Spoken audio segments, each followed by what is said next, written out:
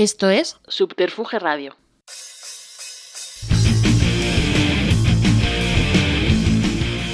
Simpatía por la industria musical, con Carlos Galán, en Subterfuge Radio.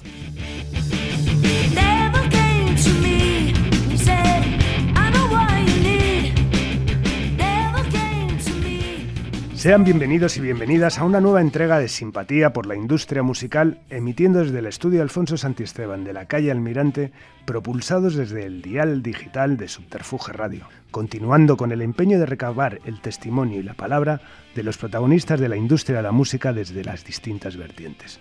Hoy volvemos a una de sus claves determinantes, a la radio. La radio musical como clave de éxito durante décadas, en constante evolución y transformación como los mismos géneros. La radio musical como el ente educador y de difusión de sonidos y tendencias, de generador de comunidades alrededor del artista. Hoy recibimos a alguien que sabe de esto y mucho, de todo lo que el dial musical implica, que sigue en ello asumiendo los retos de las nuevas formas de consumo radiofónico y profundizando en estos. Un placer recibir hoy, en Simpatía por la industria musical, en el estudio Alfonso Santisteban de la calle Almirante, a la palabra y al testimonio de don Jordi Casaoliva. Bienvenido, Jordi. Estoy emocionado de estar aquí, de verdad. Hombre, yo soy un consumidor de este podcast y estar aquí, es como... Bueno, que te haga ilusión esto, vamos, a mí ya, pues imagínate. Pues me hace mucha ilusión, de verdad. Así que nada, de verdad, es un placer. Ya sabes que estamos profundizando en las distintas también tendencias de todo alrededor de la industria y bueno, concretamente en el de la radio, que es el medio que tanto nos apasiona, ¿no?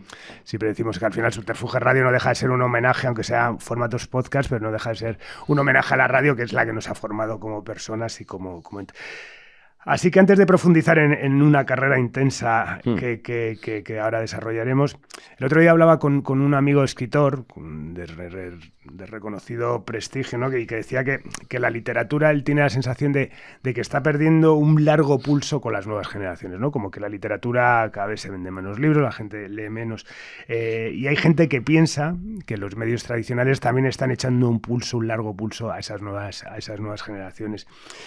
¿Cuál es tu percepción de la radio musical al día de hoy en ese supuesto pulso que está haciendo con las nuevas generaciones?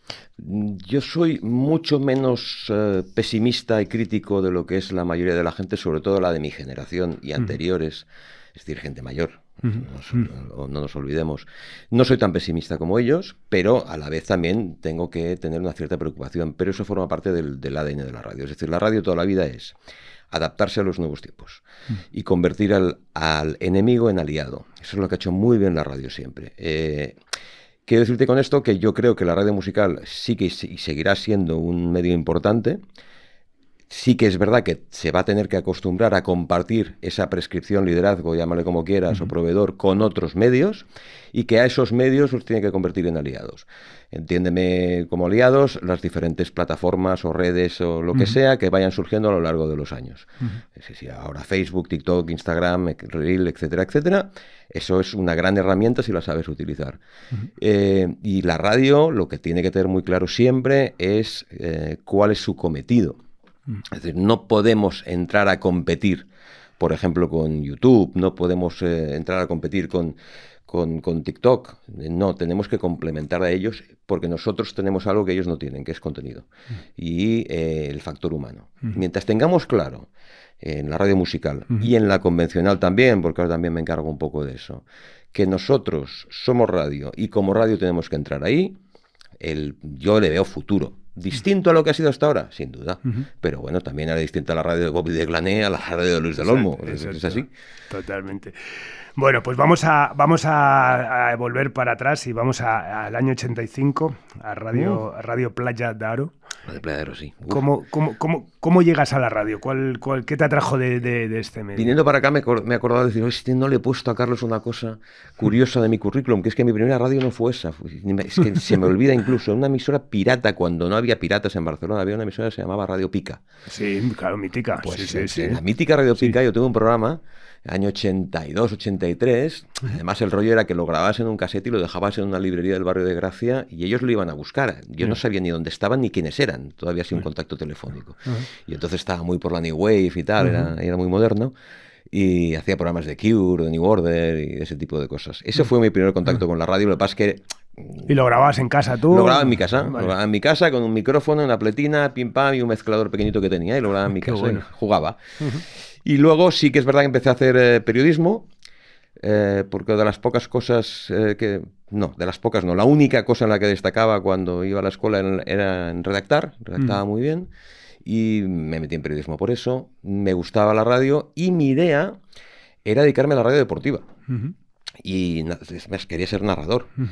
Y entonces lo que vi también es que a la gente le faltaba mucha formación. Y decidí, entonces había un boom en Cataluña de emisoras municipales de pueblo. Y lo que hice fue decidir, recuerdo que hice un trabajo para la universidad sobre la radio de una comarca de Cataluña que se llama el Bajo Empordán. Conocí todas las radios, esa es donde me recibieron mejor y me dieron más buen rollo, y me fui a esa emisora, que es Radio Playa de Aro, que es una población muy turística, muy potente, muy viva. De hecho, la emisora de empresarios de allí, y nada, llamé a la puerta y yo le puedo estar aquí, puedo venir. Y estuve 3 meses, que iba a las 2 de la tarde de los meses de julio y agosto, porque ellos hacían un programa de fuera de los estudios, yo llegaba a las 2, preparaba un disco por si se cortaba, y cuando llegaban las 3 levantaba la aguja y lo quitaba. Y recuerdo que el disco era You Spin Me Round de Dead or Alive. Y no se cortó ni una sola vez. En septiembre me dejaron hacer algo de micrófono. Y ahí empecé, ahí empecé con... Bueno, pues Y mira, empezabas con tus programas y empezabas a... ahí hacíamos Radio Fórmula pura y dura. Pura y dura. Pura y dura Radio Fórmula, y ahí estuve 3 veranos y fines de semana también, con gente muy buena. Pues ahí estaba Jordi Finazzi, que hasta hace muy poco, tú lo has conocido, ha sido director también de la SER en Cataluña y de Radio Fórmulas en Prisa. Éramos discjockeys los dos. Hizo un programa en una discoteca mítica de Playa de Aro que se llama Palladium, donde recuerdo ver a la infanta Cristina en el privé, porque yo tenía el estudio en el privé, y ella venía y al cabo de 10 minutos aparecían los guardaespaldas que iban como locos buscándola. Y ahí pasé una etapa, y bueno, el director de Radio Playa de Aro sigue siendo uno de mis mejores amigos. Yo veraneo allí, además, o sea, que vale. es mi tierra. Sí. Vale. Y ya Radio Club 25 en el 88 es ya tu primer puesto más profesional. Ahí ya paso, no sé si a primera división, pero vamos, a Smartbank seguro. Porque ¿de qué grupo? ¿Era una radio independiente también dentro de tal? Radio Club 25 era una, bueno, años 80, era una emisora de Tarrasa, una población importante de Cataluña, que tenía una onda media durante muchos años asociada a la SER, pero que tenía aquellas que, sabes que hubo un momento en la historia de la radio en España que a los que tenían onda media les obligaron a hacer una FM. Y ellos hicieron una FM que se llamaba Radio Club 25, porque tenían un club de amigos de la radio que eran 25 empresarios de Tarrasa, por ese motivo, y hacían programas más bien de autor, que yo escuchaba mucho, había gente muy buena allí. Y le dieron un giro, entró, que no sé si lo conociste, Javier Salillas, hijo, que era el hijo del director, que desgraciadamente murió hace poco, que era una persona de 3 o 4 años más que yo, y le quiso dar un vuelco comercial y quiso hacer unos 40 adultos. Y bueno, entró en contacto, conocía gente tal, en la cassette, y me cogieron. Y vivimos una época muy bonita porque estuve un año, solo un año y poco. Pasamos de 20.000 oyentes a 180.000, o sea, se puso muy de moda. Y allí aprendí un montón. Allí empecé, además, ya me dejaron hacer programas. Que a mí había hice un programa de música soul, que entonces, bueno, entonces y ahora era una de mis pasiones, y hice un programa que tuvo mucho éxito, que era una especie de countdown, de cuenta atrás de éxitos, de los 25, claro, ahí eran los 25, y recuerdo que Víctor Amela, en La Vanguardia, sacó un artículo hablando de mi programa, y claro, yo con 20 y pocos años estaba, porque todo esto yo estaba estudiando la carrera, entonces compaginando con la carrera que duró como un acueducto, porque imagínate tú, con todo ese pollo, sácate tú la carrera, ¿no? Y estuve hasta el año 89 allí, sí. Gran época, una época maravillosa. Y ya destacas como locutor y es lo que hace que los 40 te llamen, ¿no? Exacto, me llama Jaume Baró, cuyo segundo, que también, joder, esto solo hablo de muertos, pero era un gran amigo mío, se llama Luis Baena, que se murió en un accidente de coche, que venía de Radio Playa de Aro. Y le dijo, ojo, que este lo conozco yo, que es muy bueno. Y me llamó Jaume Baró, que fue durante muchos años mi jefe y ahora es también uno de mis mejores amigos. Que ser amigo de Jaume, que supongo que escuchará esto, no es fácil, no nos vamos a engañar, como tampoco lo era de ser de Javier Salillas, porque ahí tuve un buen training, y sí, me fiché para los 40, para entonces era Radio Barcelona, que nada más, o sea, recuerdo mis padres estaban emocionados, y me ficha como disc jockey, y al cabo de muy poco, me da la famosa franja de 9 de la noche. Entonces en los 40 había siempre un programa de contenido local. Y ahí me da un programa donde yo ya ahí me suelto y hago una especie de magazine musical que se llama Pop Life, en homenaje a la canción de Prince, que entonces era Mideria. Y es donde empiezo a hacer entrevistas, reportajes, me salgo un poco de... Pero siempre con una mentalidad muy mainstream. Yo siempre he sido muy mainstream de forma de ser. Sí. Y en esos años que estás, 4 años en esa primera primera fase, bueno, también haces un montón de programas, ¿no? Pues hablas de Pop Life, el Cop de Rock, que era cuando empieza a arrancar el rock en catalán. Sí, fue una apuesta muy interesante del país y la serie. Ahí empiezo a escribir. A todo esto yo escribí en Rock Deluxe, escribí en Popular, y allí hicimos un suplemento en El País escrito, compaginado con un programa de radio bajo el mismo nombre, Cop de Rock, que era un nombre que se le ocurrió a Jaume. Yo escribía también en El País con Luis Hidalgo y Miguel Jurado. Vale. Y bueno, lo que hicimos fue recoger lo que estaba pasando en comarcas, que era el boom de Pets, Sau, Sopa de Cabra, Laxambusto, Santraït, esa primera generación de rock en catalán. Lo que pasa es que nosotros hicimos un programa sobre rock catalán. ¿Qué quiere decir? Que ahí estaban también los sencillos, loquillos, es decir, artistas catalanes que cantaran en castellano. Que fue la diferencia con lo que hacía la Corpo en aquella corporación. Y sí, es verdad, aquello tuvo mucho éxito, sí. O sea, que te gustaba compaginar también con te gustaba escribir, o sea, tú... Sí, mucho. También escribí en El Año de Rock de Carlos López. Sí, a mí me gustaba mucho escribir. Tenía proyectos de hacer libros que no acaban de salir nunca. Sí, me gustaba mucho escribir y me fue gustando cada vez más. Me gustaba mucho hacer Radio Fórmula, porque yo venía de un estilo de Radio Fórmula. En Radio Playero, perdona que vuelva atrás, teníamos cada verano, venían 2 locutores holandeses de Radio Monique. Radio Monique era la versión de Radio Veronique, aquellos del barco famosos. Sí. Pues esos venían a la Playa de Aro y claro, ahí aprendimos una técnica de realización que solo sabíamos hacer Jordi Finazzi y yo. Y como Jordi no sabía hablar en castellano, no pudo venir a 40, porque entonces lo hacíamos en castellano. Tenía una técnica que solo tenía yo. Y me iba muy bien, me lo pasaba muy bien, pero cada vez más me gustaba programas, entrevistas, reportajes a nivel de... Y entonces cuando la época de Luis Merino me empieza a encargar programas de cadena también. Y colaboras con los Beatles que amo, ¿no? Con Lucky. Con Joaquín Luqui, que eran... ¿Cómo lo hacías? Pues tú estabas allí y él aquí, ¿o cómo? No, allí teletrabajo todavía no lo teníamos muy desarrollado. Entonces empecé a ser un usuario de Ponte Aéreo.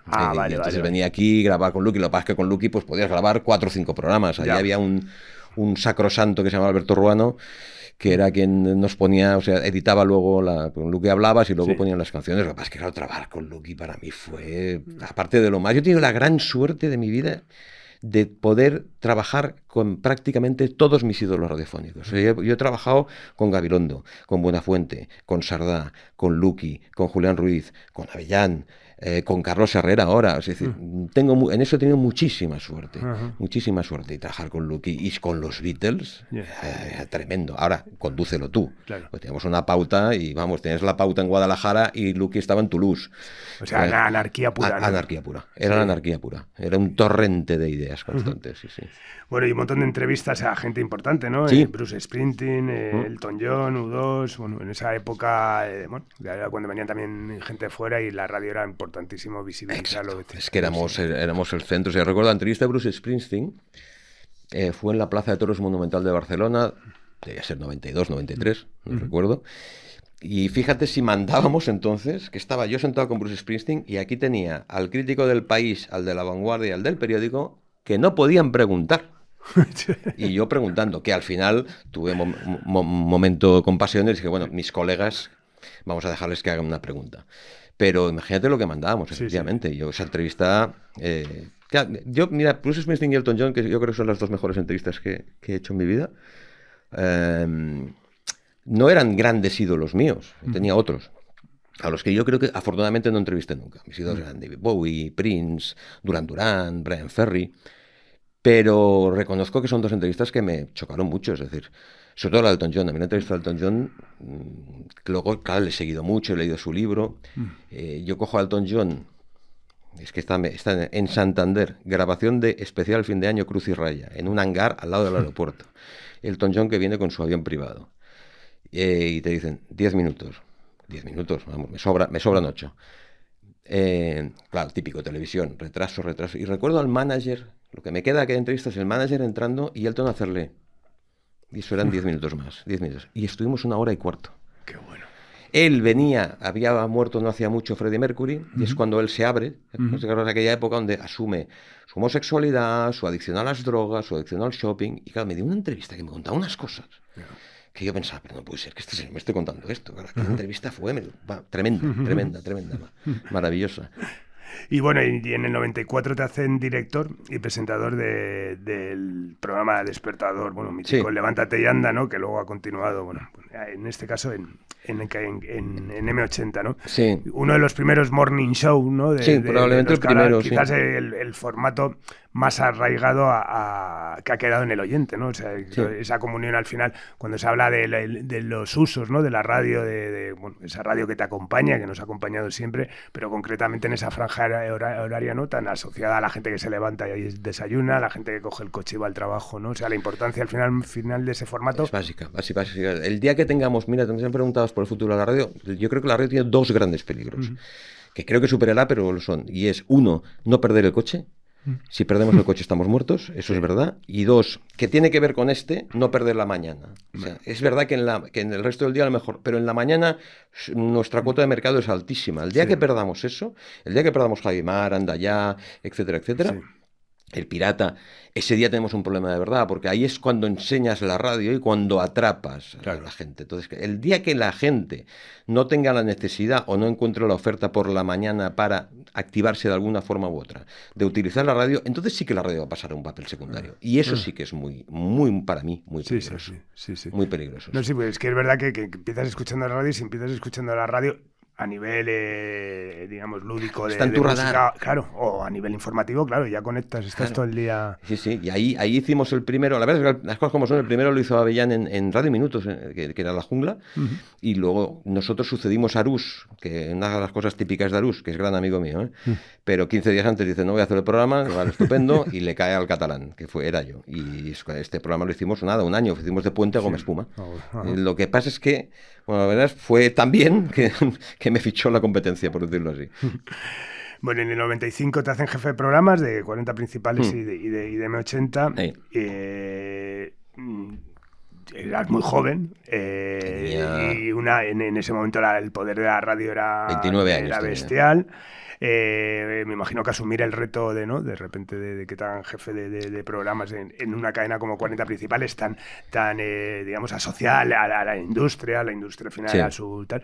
¿Qué recuerdas de ese momento? Es una época, fue muy corta, personalmente fue una época para mí no muy buena, entre otras cosas también dejé mucho micrófono y no estaba preparado para dejar tanto micrófono.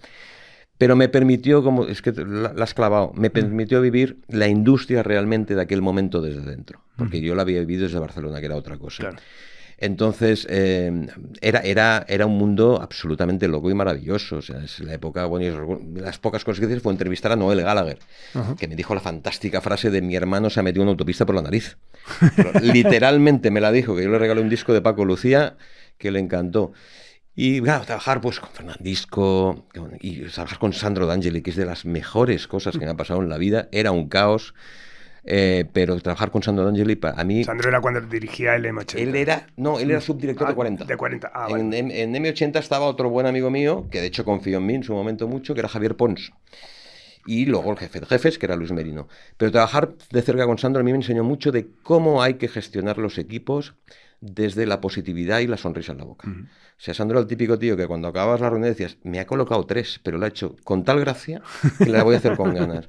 Y ahí aprendí mucho y luego ahí conocí mucho a la industria, claro. En la época que la independencia de la industria con la radio era brutal. Claro. Lo que pasa es que ahí tuve que dar el paso de irme porque no era el momento todavía para dejarme en el despacho todavía. El paso de irte, en este caso a la competencia directa, va asociada también a Rafael Reverte. Rafael. Hay dos. Contacta primero conmigo Avellán, que estaba haciendo La Jungla y que había sido yo su competencia y que le había gustado mucho el programa que había hecho. Y Avellán tenía una cuenta pendiente. Y Rever también, que es el que me llama luego, ¿no? Primero Avellán me propone irme con él y luego Rever me llama y dice, mira, sé que te ha llamado Avellán, además de irte con él, ¿por qué no te encargas de la acción en Cataluña? Porque la acción en Cataluña me pasó un poco lo de Radio Club, estaban 15.000 oyentes, era absolutamente irrelevante. Y entonces, claro, dejarla ser en el año 95 no es como dejarla ahora. O sea, era realmente un salto al vacío. Pero esa combinación que me ofreció Rever de despacho y antena diaria me gustó mucho. Me gustó mucho porque yo creo que todavía tenía recorrido en antena, ¿eh? Había acabado un poco de forma más abrupta y tal. Y entonces decidí irme por eso. Y efectivamente me fui y acerté plenamente. Vamos, fue el gran cambio de mi vida. Bueno, estamos en el 2024 y sigo en la misma empresa. O sea, que mal no me ha ido. Mal no me ha ido. Y concretando en el tema Rever, a mí es que claro, es una persona que me fascina. No he trabajado con él, ¿eh? O sea, Tremendo. Pero claro, a mí siempre cuando, bueno, yo recuerdo, hablo mucho de la entrevista que le hice aquí, de cuando habla de ese momento que en el año 62 él está ahí en la radio y viene un señor, llama a la puerta y le dice: el señor Rever, le traigo estos discos para poner en la radio. Y dijo: no, pues si yo compro los discos que pongo y tal. No, es una cortesía, no sé si era de la voz de su amo. Y se da cuenta que en ese momento es cuando empieza la radio comercial, ¿no? Al final las compañías llevan interés. Sí. ¿Cuál ha sido tu experiencia con Rafael Rever? Muy buena porque me enseñó que otra vez es lo que digo de los sueños. Yo a Rever le había visto gestionar. Yo estaba en 40 cuando estaba Rever, porque yo era un locutor de base, Rever estaba arriba, o sea, me llegaba un poco, pero sabía que me protegía por algunos. Y de hecho Rever luego, cuando ha puesto ejemplos de DJs, me ha puesto siempre me pone, como DJ, no como gestor, que también. Pero como gestor Rever, para mí es otro, o sea, es un maestro, me enseñó. Rever tiene dos cualidades: intuye el talento como nadie sabe dónde hay talento, y luego a mí me dio un margen de libertad que no me había dado nadie. Claro. O sea, yo soy lo que soy porque Rever me dejó crecer. Es decir, yo tengo una, ponle comillas, Carlos, medalla en la vida, que es la de Jarabe de Palo. Si Rever no me hubiera dado libertad, yo no hubiera hecho lo que hice con Jarabe de Palo, porque me dio libertad. Y eso es algo que tendremos que recuperar algún día en la radio, porque luego la radio ha ido a lo contrario, a quitar libertad a los estamentos medios. Y en cambio Rever te la daba y me enseñó.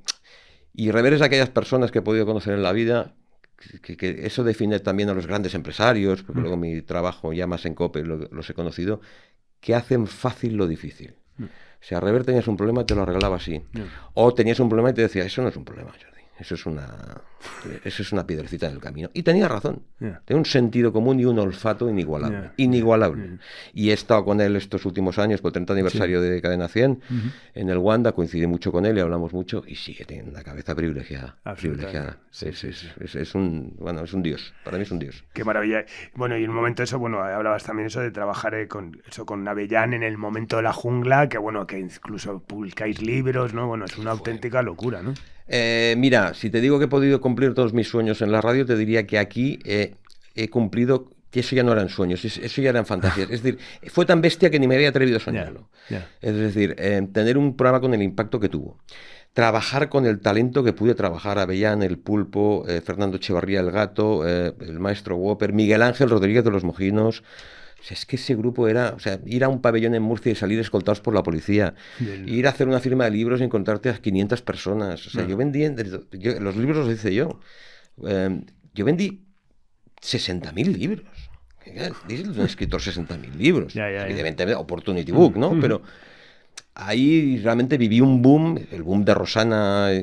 Viví una época loca.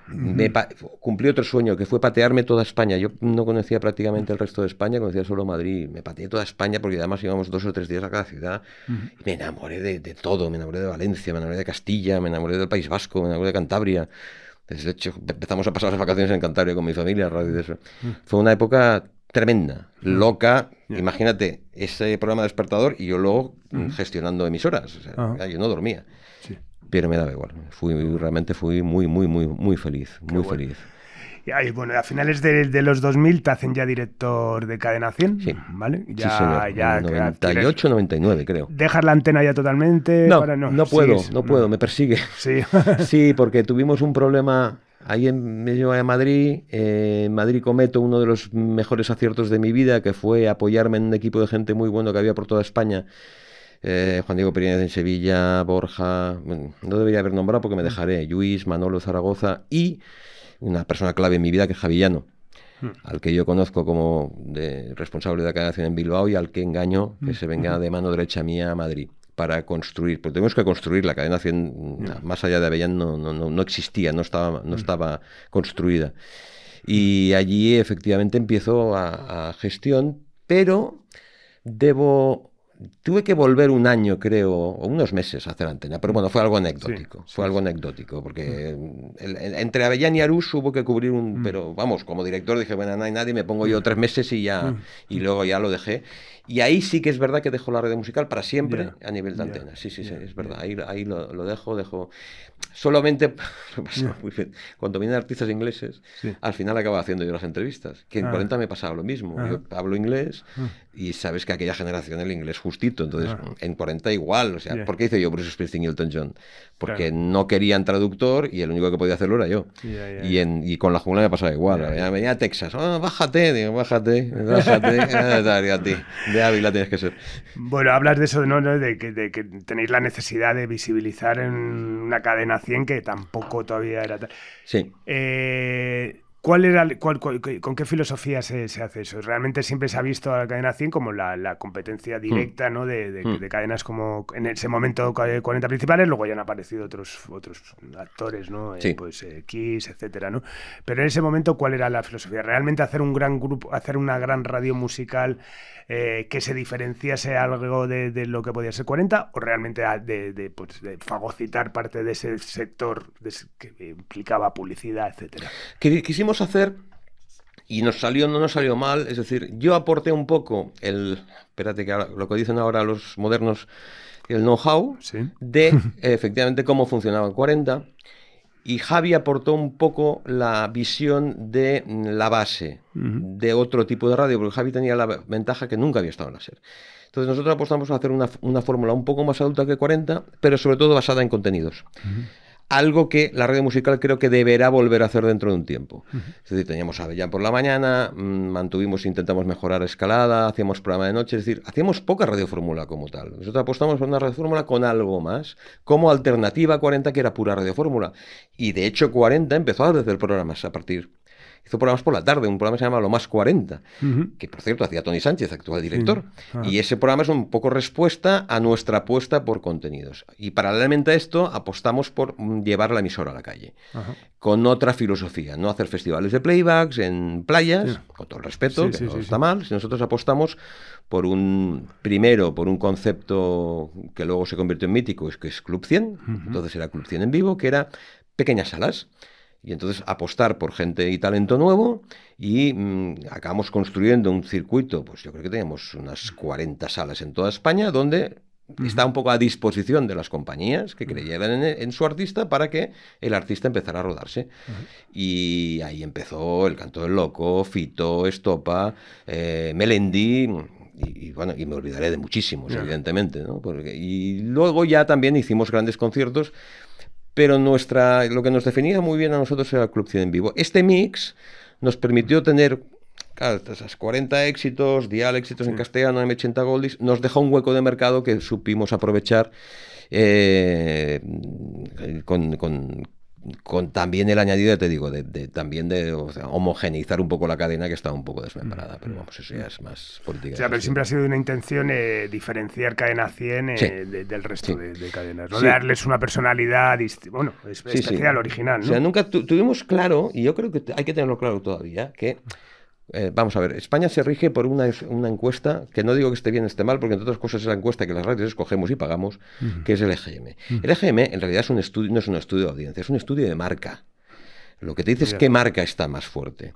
Pero mientras este sea el método de audiencia, de medición de audiencia, que lo es, porque se basa en el recuerdo, no en la escucha, sino en el recuerdo. Entonces, en el recuerdo manda más la marca que la escucha, por sentido común. Si tú atacas a una marca como 40 principales, que es como Coca-Cola, ¿sabes? Es una marca que está por encima hasta del medio, te vas a morir. Entonces nosotros nunca atacamos a 40, pero nunca lo hemos hecho. Cuando llegaron los primeros consultores, dijeron, no tenéis que hacer esto. Y yo, no, es que no lo hemos hecho nunca. ¿Por qué? Porque tu marca nunca será lo mismo. Es decir, dices, hombre, pero Cadena 100 lleva 30 años. Y bueno, lleva 30 años, pero durante 10 años fue esto, luego fue lo otro, fue de más allá. Es decir, y siempre hemos creído que la alternativa, y por tanto el objetivo, era la segunda posición.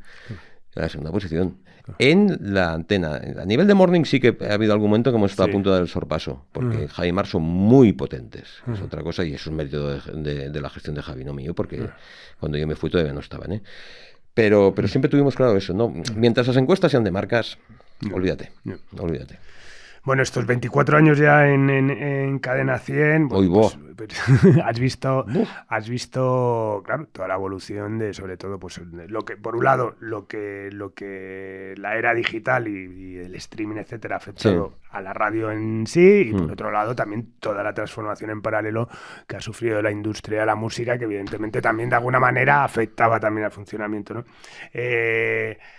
¿Cómo has vivido esa transformación? Como al final yo creo que todos, bueno, a todos nos ha tocado, nos pasó la ola por encima, claro. Nadie la vimos venir y ha sido en distintas intensidades. En el caso de Jordi Casaliva, ¿cómo vivió esa... y cuándo realmente te diste cuenta de decir, joder, esto aquí está pasando algo? Sí, ¿no? Yo realmente, mira, curiosamente, el primer gran momento fue en los Grammys del 2002 o 2003 en Los Ángeles. Entonces estábamos aquí con la piratería. Estábamos ahí, hacíamos campañas y tal. Y recuerdo que sale el presidente, no me acuerdo, de la industria discográfica norteamericana, y estuvo 20 minutos, pero 20 minutos de Grammys, ritmo, haciendo un alegato contra las descargas, entonces piratas, que sí, Napster, Emule, etcétera, etcétera. Ahí dije, ¿qué está pasando aquí? ¿Esto del digital qué es? Lo que ocurre, recuerdo volver y hablarlo con la gente, lo que ocurre es que entonces yo en el 2004 me nombran también director de COPE Cataluña, con lo cual no me desvinculo, pero no estoy tanto en el día a día de la industria. El momento en el que yo me di cuenta de que había peligro es este que te hablo, y luego eso se ha ido prolongando en el tiempo, ha sido como un... Lo que pasa es que también ahora hace 2 años... me pidieron que volviera como director, ahora de musicales, porque tenemos 3 emisoras musicales en el grupo, que me implicara un poco más, y ahí es donde me ha tocado vivir lo que dices tú, el cambio. Claro, es como si hubiera estado una cámara hiperbólica, exagerando, y de golpe porrazo dentro, y que llegas y dices, ¿aquí qué ha pasado? ¿Aquí qué ha pasado? A mí el momento... Yo soy muy racial o vehemente en las cosas, ¿no? Doy mucho valor a los vínculos. Yo cuando me di cuenta que pasaba algo es cuando mis amigos empiezan a quedar en el paro. Y no te daré nombres, evidentemente, pero cuando veo que grandes profesionales, los que yo tengo en gran estima, no tienen trabajo, pienso, esto se está complicando. Y cuando vuelvo hace 2 años digo, bueno, pues esto ha cambiado completamente. El trabajo, es que empezando por mi trabajo ya es distinto, el trabajo de Javillano es distinto, es otra historia. No tiene nada que ver. Y hablabas de ahora nos hablas de esas 3 emisoras, ¿no? Que son Cadena 100, Rock y Megastar. Y Megastar, sí, que Megastar aparte ha sido la gran sorpresa, ¿no? Al final, ¿no? De esto. ¿Cómo se afronta, por ejemplo, a nivel la importancia de las redes sociales, ¿no? Megastar es un público mucho más joven que Cadena 100. ¿Se adoptan estrategias diferentes para cada una de las cadenas? ¿Realmente la dirección es una dirección única y luego lo que varía es el contenido musical? ¿O cada emisora es un mundo a todos los niveles? Cada emisora es un mundo a todos los niveles. Existe una dirección, ahora liderada por Jorge Vilella, que coordina, porque al final tú tienes, estamos en los tiempos que estamos también y hay que optimizar los costes y los recursos, ¿no? Claro. El mismo equipo. Pero sí que es muy importante, nosotros gastamos mucho tiempo en que los equipos tengan claro, sobre todo porque al final... Las cosas son mucho más sencillas de lo que parecen, que es lo que me enseñó Rever. Es tan fácil como ¿a quién va esto? ¿A quién va esto? ¿A quién va esto? Es decir, exagerando, ahora te voy a exagerar, pero a lo mejor en Cadena 100 lo más importante es Instagram, a lo mejor en Rock FM lo más importante es Facebook y a lo mejor en Megastar lo más importante es TikTok. No es exactamente así, pero quiero decirte que el público es distinto. En edad, en clase social, en sexo, etcétera, etcétera. Entonces tú tienes que adaptar. Lo que sí que me he dado cuenta es que las redes, que todo el mundo veía como unas enemigas, yo creo que son las grandes aliadas. Es una herramienta de marketing maravillosa que antes no teníamos, a coste prácticamente cero, y te expanden el producto. Si el producto no es bueno, esto es como los discos. Si el disco no es bueno, ya le puedes poner todos los millones de marketing que quieras que no va a vender. Pero si el producto es bueno y encima le metes marketing, va a vender. Claro. Pues lo mismo pasa con nuestras radios. Ahora, la estrategia de comunicación de las 3 es muy distinta, porque los públicos son muy distintos y tiene que ser así, y el día que no entendamos eso estamos muertos, pero al menos en mi casa se entiende perfectamente, ¿no? Porque COPE es una empresa de radio. Siempre ha sido una empresa de radio y siempre será una empresa de radio. Y eso hace que nuestros cuadros directivos seamos gente de radio. Con lo cual hay un 30% de nuestro trabajo que no tenemos que aprenderlo, ya lo sabemos. Ahora mismo nuestro consejero delegado empezó como becario en COPE Guadalajara. ¿Qué le vas a contar de que es un informativo? ¿No? Claro. Y eso es un gran valor en mi casa. Claro. Bueno, está muy bien porque hablas de público, o sea que al final Claro. es la clave de todo. ¿Y cuánto de reflexión hay también, por ejemplo, en las tendencias musicales? Es decir, se habla, ya sabes, lo urbano, ahora todo el mundo Sí. del urbano y tal eso. ¿Cuánto de importancia es realmente el bienestar del público frente a las tendencias? Esa es una gran pregunta. Lo que pasa es que ahí yo creo que la radio ha perdido parte del peso que tenía. Es decir, existe todo un universo musical que a la radio se le escapa. Y a la radio se le escapa y se le va a escapar porque no está hecho para la radio. Tú viviste un momento brutal en tu vida que fue el momento Dover. Sí, totalmente. El momento Dover ahora sería imposible. Sí. Ahora sería imposible, porque se te diría, no, mira, es que nosotros somos mainstream pop, es que nosotros somos mainstream JC, ¿no? Bien. Y no cabe. No. Y no cabe en ningún sitio. Pero entonces lo hiciste porque la radio te ayudó, pero hoy lo harías igual, pero sin la radio probablemente, o la radio entraría más tarde, no lo sé, Claro, ¿eh? claro. No lo sé. Estoy haciendo ciencia ficción. Lo comparto. También es verdad, Carlos, que hay una cosa que nos perdemos siempre mucho de vista, es decir, los que vivimos los 80 y los 90, sobre todo los 80, la música era algo marginal. O sea, Madonna y Michael Jackson son los que empiezan a mover aquello para socializar un poco la música. Éramos pocos. En los 90 éramos más, pero tampoco éramos tantos. Es decir, y ahora el consumo musical es brutal. Es bestial. Entonces, hay tal oferta. O sea, una de las cosas que yo he notado es, yo antes tenía 6, 7, 8, 9 novedades a la semana. Ahora tengo 25, 30. Claro. Entonces hay y las que no me llegan. Entonces hay muchísima gente. Sí, mucha gente consume música, aunque no sea música de radio, aunque no sea música para subterfuge, aunque no sea, es igual, porque mientras la gente escuche música, tarde o temprano van a entrar en subterfuge y van a entrar en las emisoras de Prisa o de Ábside, de COPE. Porque les interesa la música. Y esto yo lo he vivido con mis hijos, que ahora ya son target alto, porque tienen 30 y 25, como han ido descubriendo a Paul McCartney, como han ido descubriendo, que no es que sean, bueno, pero el interés por la música no puede ser malo, que la música genere tantos millones como está generando y que haya clientes que quieran invertir, no puede ser malo. Que existe música, como decías tú, que si urbana, que si reggaetón, que si no sé qué, como decimos en catalán, tantas cabezas, tantos sombreros. Tiene que haber de todo. Tiene que haber de todo. Lo que pasa es que sí que es verdad que hay músicas que tienen un componente, pero es que yo me lo pregunto muchas veces, Carlos. Es decir, es que cuando oigo a la gente de mi edad o más jóvenes, es que el reggaetón deberían prohibirlo, es que no saben cantar. ¿Tú escuchaste a los Sex Pistols? O sea, tú te puedes pensar, porque yo lo he vivido. Si mi padre me hacía quitar el We Will Rock You de Queen, pues decía que era ruido. Es decir, es que a lo mejor no estamos preparados para entender ciertas cosas. Y cada generación tiene que tener su momento y su sonido. Ya volverán. Ya volverán. Es decir, hombre, yo todavía escucho a los Sex Pistols. Sí. Pero no con esa devoción con los que escuchaba con 15 años. Vale, eso a nivel contenido. Pero y luego a nivel continente, ¿crees que lo que realmente se habla de que si la radio ya no es lo que era, la televisión ya no es lo que era, que existe, digamos, la digitalización, Sí. ¿no? Las plataformas.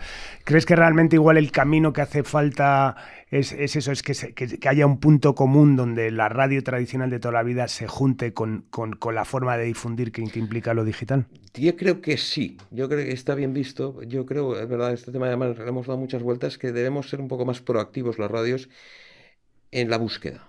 Es decir, no sé, es que no sé qué ejemplo ponerte, ¿no? Pero un artista trap, la radio ni lo va a descubrir ni lo tiene que descubrir, pero Ñigo Quintero sí. Y estaba ahí antes y se nos pasó. Entonces en YouTube lo generó y dijo, radios, mira qué hay aquí. Y las radios fuimos. Entonces yo creo que la radio debe recuperar, por decirlo así, un poco el papel de prescripción. Lo que pasa es que requiere un esfuerzo de búsqueda, con lo cual yo creo que a la radio le faltan y tiene que buscar, ahora que la música gusta tanto a todas las generaciones, gente más joven, más metida en el mundo digital, que busquen y que nos digan, fíjate esto. Porque es verdad que nuestra dependencia del negocio discográfico no es la que era en los 90, para nada, Claro. con lo cual tenemos mucha más libertad.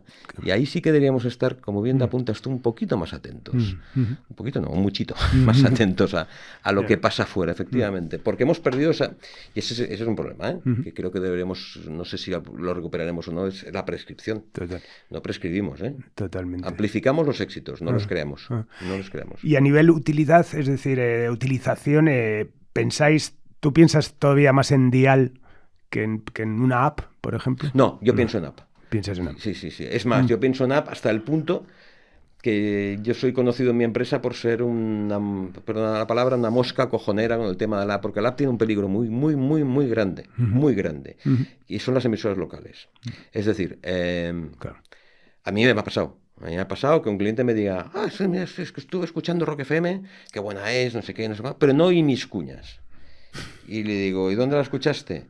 Pues mira, iba de Vic a Andorra. De Vic a Andorra no hay emisora, escucho la app. Y en la app no estaba la publicidad local. Ese es un problema. Es un problema gordo que debemos. Para mí el futuro, no sé si es el futuro, pero yo creo que en el coche, que es nuestra gran batalla, la app es fundamental. Claro, Para mí la página web es casi un player. Claro. Pero la app y las redes por imagen y la app por sonido, fundamental. Es que ahora mismo es casi tan importante como tener una frecuencia en Madrid. Total. Claro, al final es el teléfono, ¿no? Que al final que tengamos ahí... Es la comodidad, Carlos. Es decir, yo que soy muy fan de los coches, alquilo muchos coches. Pues no tengo coche, los alquilo y entonces estoy hecho a todos los softwares. Claro, es que la app es pam. Y la radio es eso. Es que cuanto más fácil, y también todo es, cuanto más fácil, más éxito tendrá, la que sea complicado o no. Y la app, tú te coges el coche, pones el Apple Car o el Android. Y, hombre, una cosa que hemos hecho muy bien nosotros es que automáticamente te saltan nuestras apps. Es mucho más fácil eso que poner la radio. Muchísimo más que buscar la ruedita. Uy, ¿dónde vas? No, la gente, ya sabes cómo somos. Queremos todo al momento y fácil. Totalmente. Bueno, vamos a visibilizar las virtudes de Jordi Casoliva. ¿Qué habilidades consideran esenciales para liderar una emisora de radio exitosa hoy en día?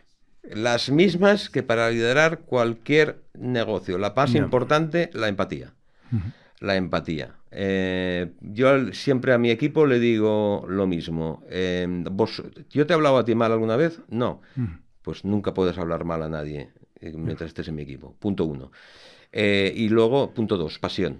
Por la radio y por la música. Para mí esas son las tres: empatía, pasión y pasión por la radio y por la música. Es lo más importante para gestionar, sin duda. Bueno, y ahora en tu posición de director de emisoras musicales de apps y de media, ¿qué retos? Creo, bueno, que ya nos has dado muchas pistas, evidentemente. Creo que esa adaptación a los tiempos, esa reflexión, creo, de diaria, que yo me la aplico también mi día a día. Al final dedicas mucho tiempo al día a decir, oye, hay que ir por aquí. Hemos perdido la inercia, ¿no? Creo que al final la inercia la tienes que forzar tú ya a investigar. ¿Qué retos confesables tiene Jordi Casoliva ahora en su puesto desde su dirección de las emisoras musicales? Bueno, a ver, te corrijo una cosa. O sea, el reto principal a mí es que Jorge Vilella, que es el responsable actual, lo haga fantástico y ayudarle en eso. Pero yo creo que el reto es que es el de Jordi Casoliva. Yo creo que es el de Visión Argudo, el de Virginia en Acero, es saber adaptar la radio musical a los nuevos tiempos. Es que es así. Pero que te repito antes, que es que esto ha pasado toda la vida. Es que la radio ha pervivido lo que... O sea, la radio se acabó, acuérdate, con la tele matinal. Cuando empieza la tele matinal se acababa la radio. Cuando empieza, bueno, con Napster y tal, se acaba la radio. Con la piratería o sea, la radio siempre se ha acabado. Y siempre está ahí.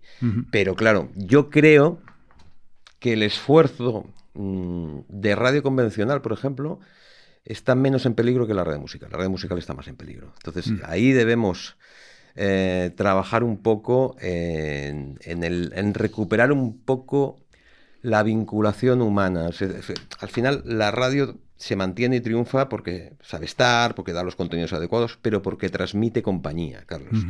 La radio es un gran transmisor de compañía y quien escucha la radio... primera, la puedes tener en segundo plano, que no hay ningún problema. El único medio que tiene esto. Y segundo, normalmente estás solo. Y cuando estás solo escuchando la radio, te sientes acompañado. Sabes que hay una persona, aunque sea poniendo un disco, hay un dedo que ha puesto el disco, ¿no? Y eso no está ni en Apple, ni en tal. Eso no... Pero si la deshumanizamos, corremos el riesgo de que esa vinculación emocional que se ha generado se corte. Y si se corta, estamos muertos. Por lo que yo creo que la radio musical tiene que volver a humanizarse un poco. Debemos darle una vuelta, no sé cómo, porque no lo sé, si lo supiera tener una radio yo, pero debemos darle una vuelta para conseguir que se vuelva a humanizar un poco. La hemos deshumanizado demasiado. Esta sin caer en lo que dice la gente más mayor que yo, pero esto de hablar cada 20 minutos, 30 segundos, y ya tienes que abrir con esta frase y cerrar con esta otra. Hostia, es que solo hacemos marketing, macho. Es que solo hacemos marketing. Entonces vamos a hacer un poquito también de algo de calor humano, ¿sabes? ¿Y el famoso call-out? Mira, el call-out... es que depende. El call-out es como dicen, no, es que... es que las redes sociales son un peligro. Perdona, son un peligro, depende de cómo las utilices. ¿No? Como todo. Total. Todo en la vida. Una pistola puede ser una herramienta de protección, pero puede ser un peligro, depende de cómo lo utilices. Pues el call-out es lo mismo. Es decir, yo creo que el call-out es una buena herramienta, pero la utilización exagerada del call-out como única vía de evaluación, pues lo siento, no. Y me vuelvo a Dover o a Jarabe o a Mojinos. Venga, me voy al caso más extremo. ¿Qué call-out aguanta Mojinos escocidos? Ninguno, evidentemente. Y está muy bien que domine el call-out, cuidado. Y ojalá lo hubiera tenido yo en los años 90. Pero, chico, no puede ser el Sancta Sanctorum. No puede ser el Sancta Sanctorum. Hay que tener más margen. Y sí que yo ahí hemos ido aplicando poco a poco. Nosotros hemos sido muy de call-out. Y poco a poco hemos ido viendo, bueno, de vez en cuando hay que hacer algo que no pasa nada para dar visibilidad en lo que tú creas o lo que te interese o lo que sea. No lo sé, pero no podemos ser tan call-ouistas. Totalmente. Bueno, ya estamos terminando y bueno, siempre termino con una pregunta recurrente que es, aunque ya nos has dado muchas pistas también, ¿no? De que, bueno, ¿quiénes han sido tus referentes en la industria musical? Y siempre con el miedo y el riesgo de que te dejes a alguien, que estoy seguro, pero bueno, si tuvieras que decir, pues mira, hoy estoy aquí gracias a... Mira, sí, yo siempre aplico la lógica de gente que si no lo hubieran conocido yo no estaría aquí. Y ahí tienes, claro, te puedo hablar del director de la Prueba de Aro, Josep Sala se llamaba, Javier Salillas en Radio Club 25, Jaume Baró, Rafael Rever, José Antonio Avellán, gente que tú no conoces, hablo de radio ahora, como Eduardo Vergara, gente que no conoces como Javier Visiers, el actual consejero delegado, Fernando Jiménez, claro, es que es mucha gente, para mí es mucha gente muy importante. Carlos Herrera se ha convertido en un... sorprendente, ¿no? A finales de mi carrera profesional he conocido a alguien, un alma gemela que no me esperaba encontrar y que le quiero mucho.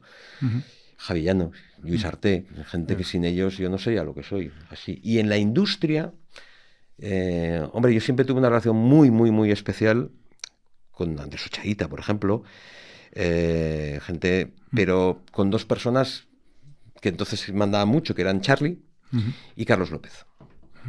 Y Jorge Flo. Ahí lo uno porque era un poco la cuchipandi.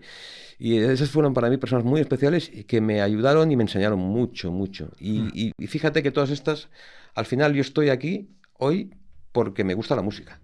Me gusta la radio, me gusta la comunicación, sí. Pero una vez con un gran directivo muy bueno de mi casa le decía, la diferencia entre tú y yo es que cuando tú te jubiles, tú harás un libro de radio y será fantástico. Yo lo haré de música. Yo estoy en esto por dos cosas, porque admiro mucho a los artistas, muchísimo, y para mí el reconocimiento del artista es el principal reconocimiento que puedo tener, y en eso he tenido mucha suerte, como bien sabes, y dos, porque me apasionaba y me sigue apasionando. O sea, lo más mágico para mí en la radio no era ni salir escoltado de pabellones, ni venderse, no, era volverme loco con una canción. Y el ejemplo, evidentemente, demagógicamente, utilizar La Flaca de Jarabe de Palo, que nadie le hacía caso, y poder meterla y tocar el botón y ponerla y compartirla. Eso para mí era y sigue siendo lo máximo en la radio musical. Qué bueno. Sí. Pues nada, Jordi, muchísimas gracias. Gracias además, bueno, por tu cercanía y por hacerlo tan fácil. Y bueno, pues la verdad es que sabía que iba a ser una gozada, pero vamos, muchísimas gracias. Nada, la semana que viene volvemos. Nada, un placer, de verdad. Muchísimas gracias. Gracias, muchas Jordi. Gracias, encantado. Pues nada más, despedimos esta más que nunca radiofónica edición de Simpatía por la Industria Musical desde el estudio Alfonso Santisteban de la calle Almirante, con Laura Rodríguez a los mandos técnicos, y nos vamos con La Lobio y No se te puede dejar nada para tu disfrute. Adiós. Yo quise hacerte la dueña de mis latidos y con un lacito al corazón te lo entregué. Tú lo guardaste entre las cosas de tu bolso y ya sabía yo que me lo ibas a perder. Joder, que ya no se te puede dejar nada. Te di mi alma y me la rompiste también y ahora me sangran con el roce cada noche las costuras que a duras penas he conseguido coser por quererte cada día más de lo que debería. Me he olvidado de quererme también por quererte más que nadie. He saltado por los aires, pero haré una canción de entre los pedazos tirados por el salón de este corazón que, cansado de tanto dolor, solo quiere bailar. Solo quiere bailar. Solo quiere bailar. Solo quiere bailar. Que yo que sé que tú sabrás qué es lo que has hecho con el maltrecho corazón que llevo aquí. Que nada más verte se me ha escapado del pecho y se ha ido derecho sin quererse despedir. Y en su partida lo único que me ha dejado es de lado a lado esta bonita cicatriz que ahora me hace parecer por una vez mucho más malo. Pero a tu lado aún soy solo un aprendiz por quererte cada día más de lo que debería. Me he olvidado de quererme también por quererte más que nadie. He saltado por los aires, pero haré una canción de entre los pedazos tirados por el salón de este corazón que, cansado de tanto dolor, solo quiere bailar. Solo quiere bailar. Solo quiere bailar. Solo quiere bailar.